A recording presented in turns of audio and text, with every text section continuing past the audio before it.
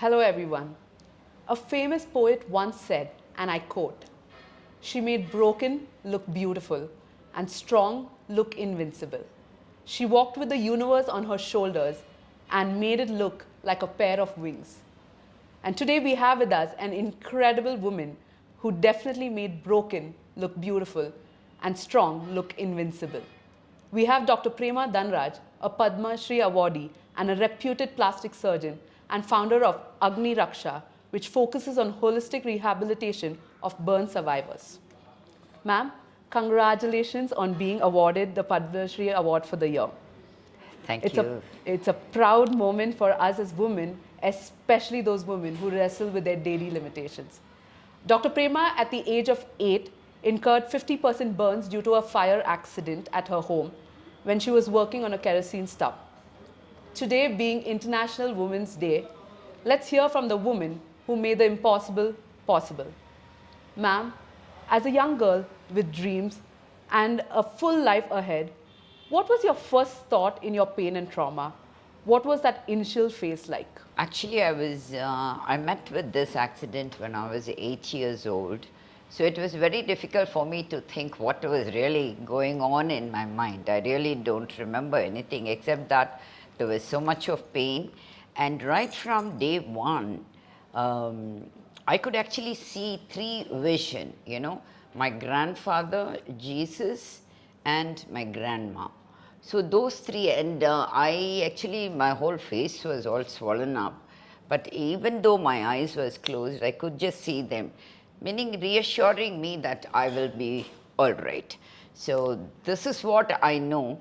And the thing I knew was I would cry and cry because for one, they would do dressing once a week and they would just pull it off and my whole frock will be full of blood. So it was 3 days crying before the dressing and 3 days after the dressing. So there was no respite from this pain and the blood all over my dress. That's when my parents decided to take me against medical advice and go to CMC Vellore. As a young girl, how did it feel to see a marred face in the mirror? What's your word to those who are unable to accept their looks? See, for 1 year, my mother never showed me the mirror. So I didn't see, but only thing is I knew is when my relatives and my small cousins would come, they'd see me, they'll scream and they'll run away.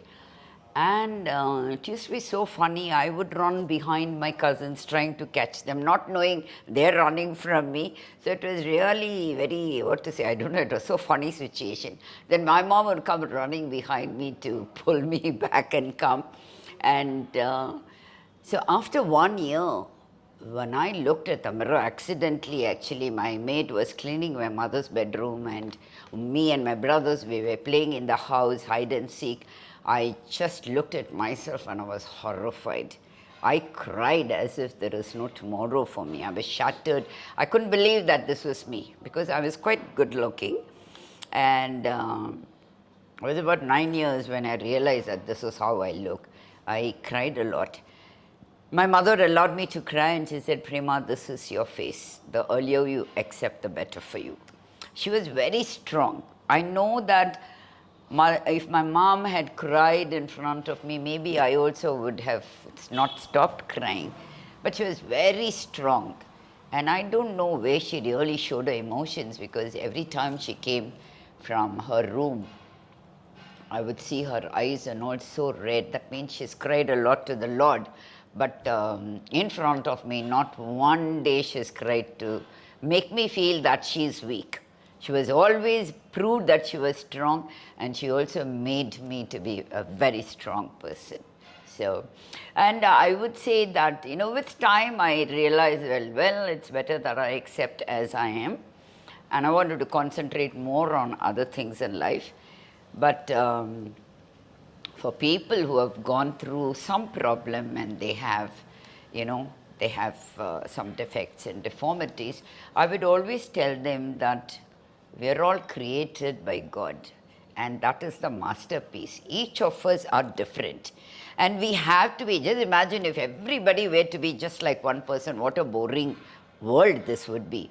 So I think God has created us, He knows us even before we were, we were born. He called us by our name. So I think what He has done, what He has created, I think that is the most beautiful masterpiece. And just accept it. And there are so many things for a beauty. Beauty is just not only skin. Yeah. If you are from the heart, within your heart, if you're beautiful, if your thinking is good, your thoughts are good, your actions are good, there's a saying in Tamil, no? "Agathin azhagu mugathil therigirathu." So I think anybody will look beautiful.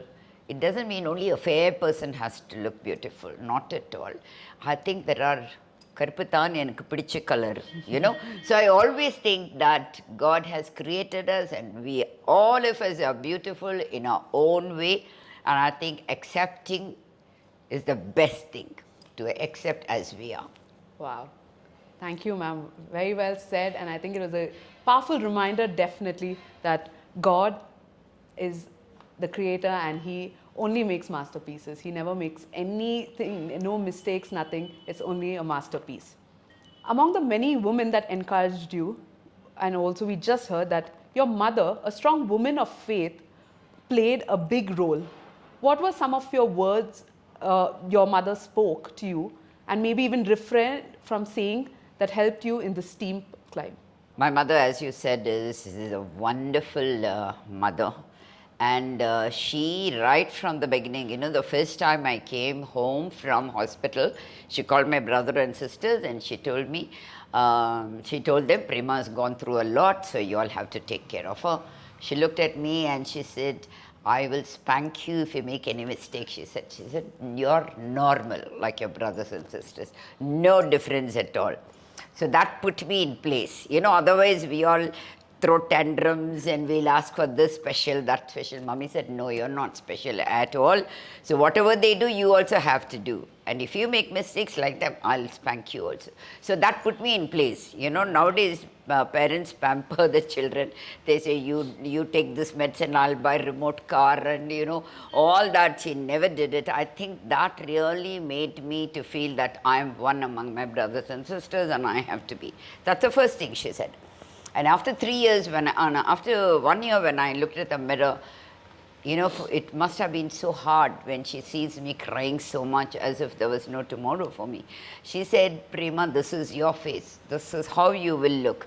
It takes a lot of courage for a mother to say that much, to a person who is already crying and she sees the daughter crying so much. But she only had good advice for me. And of course, lot of advice. The other thing she told me when I wanted to first go out to the school, she said, don't compare yourself with another beautiful girl. She said, the minute you compare, she said, you're finished. She said, you are you. You tap your talents. Instead of comparing to her and saying she's beautiful, you're not. She said, can you compare sun and moon? She says, you can't. Because sun is sun, moon is moon. So like that, you cannot compare yourself to somebody else because you tap your talents. God has given talent to everybody in this world. But only thing is you have to tap it and you shine. You come up. Nobody is going to stop you. It is all in your mind. So I think that is why every word she said encouraged me so much to do. Today I can do everything actually. I can cook, I can knit, crochet, embroidery, painting, knitting, interiors. You name it, I can do it. I'm not a master of everything, but I'm a jack of all. I tried everything in my life and I think it all came from her, from my mother. So throughout,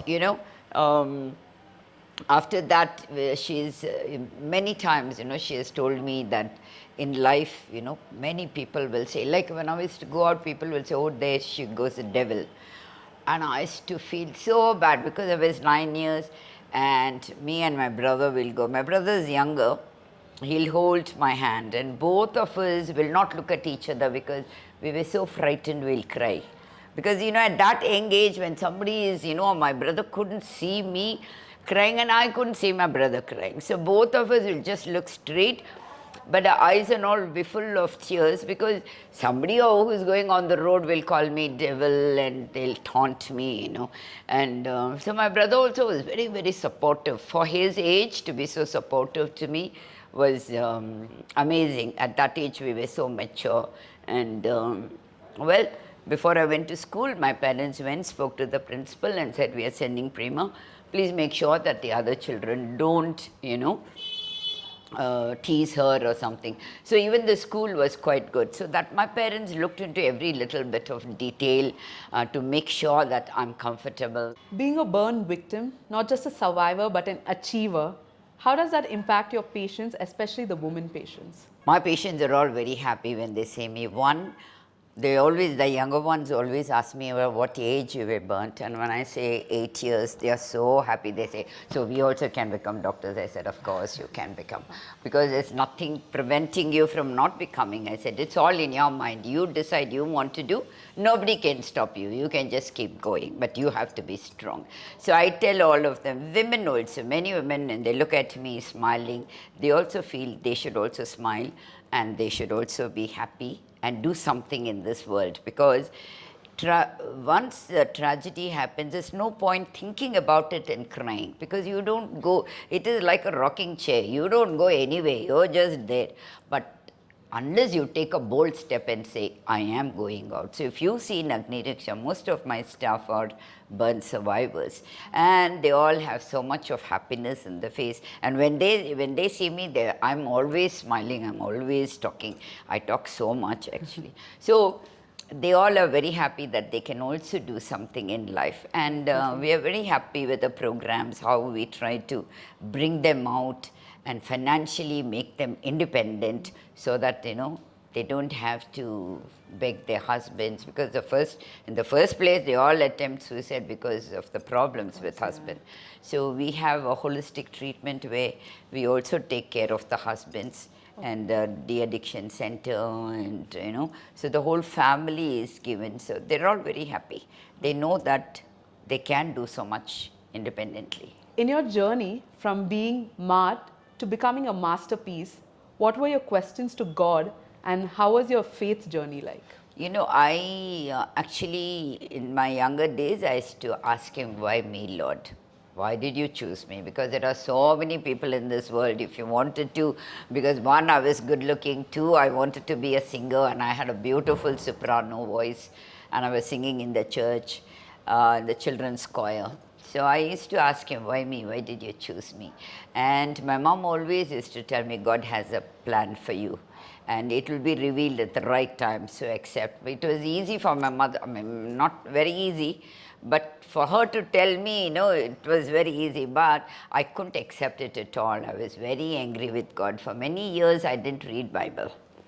And then, of course, you know, because your foundation is so strong, because we were a very close-knit family, ultimately I had to go back, I had to read the Bible, and every time I'll scold him, and I'll read the Bible, because I was so upset that he has taken away the looks.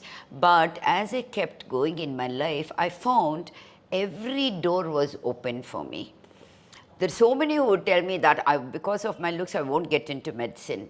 But I did so extremely well. And yeah, I would like to tell one thing here. After my PUC, I went to do my exams, entrance, and I didn't do well at all. So I told my brother, he had come, I said, hey, come, let's go to a hotel and have biryani. So my brother said, you've done extremely well. I said, no, I've not at all done well. So he, you know, those days the coin, you know, he phoned my mother and said, Mom, she hasn't done well, but she wants to eat biryani. My mom said, take her, whatever she asks you to. So when I came home, I told Mommy, I have not done well. I said, I'll join BSc. I said, I'll do my BSc.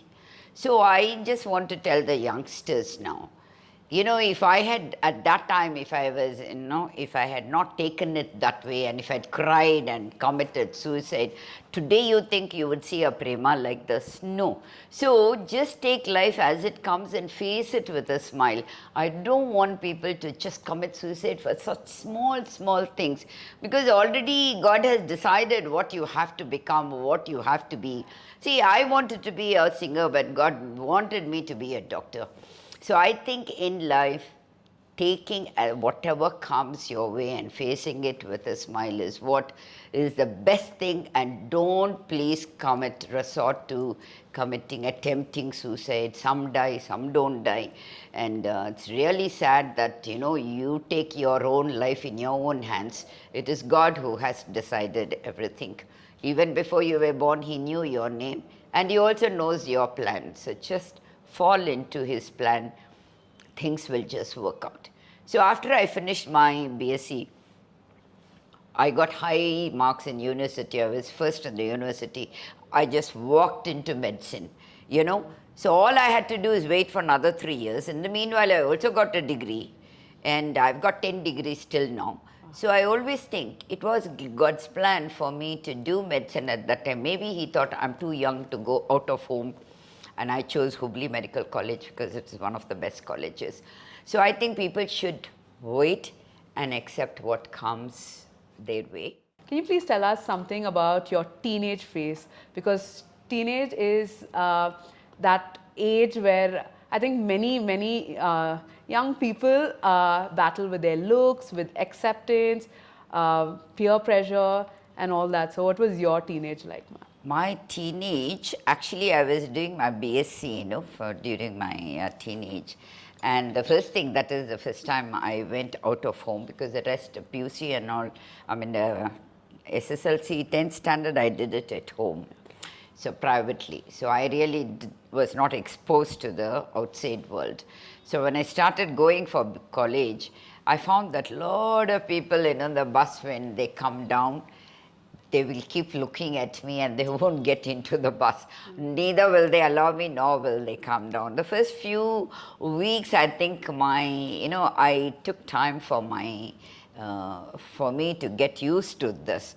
Then my friends were a great support to me, because every time somebody looked at me and won't get down, my friends will look at them, like this. So they'll say, why you're looking? Then they'll ask why you're looking. So my friends were a great support to me, particularly for me to get that courage and then move in bus, without any problem. But by then, I think I had realized that my goal was to do medicine.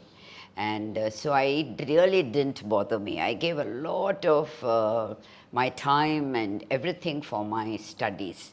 I am a very hard-working person, so I used to study and study, and that's how I stood first in the university in BSc. So I just walked into medicine. So once I got into medicine, after my BSc, again it was a new topic altogether, doing medicine.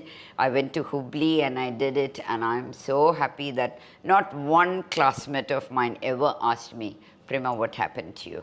So I think that acceptance from my classmate gave me so much of confidence that I didn't even bother. So I think my teens and all went like that. My 20s, my 30s and all, medicine. Once you become a doctor, it is 24/7, and so my life just went very smooth. And of course, there was a guy in America, a very, very famous plastic surgeon, who wanted to get married to me. That was in late 1999, like that. But by then I had this Agni Raksha in my mind, and I wanted to come back from America to serve the people here. So I was very clear in my mind that I don't want a life in America, I want a life in Bangalore. So I told him, if I ever miss you, I'll come back after 2 years. But I never missed him, and there I am, doing so well in my organization and reaching out to a lot of people who really need advice, and I love giving advice. Your brokenness was turned into a blessing by choosing to serve people. So, what would be your advice to those who are broken, and how it can be turned around to serve others? I think that first thing is you have to trust the Lord and give yourself to whatever He's doing. It may be a small thing.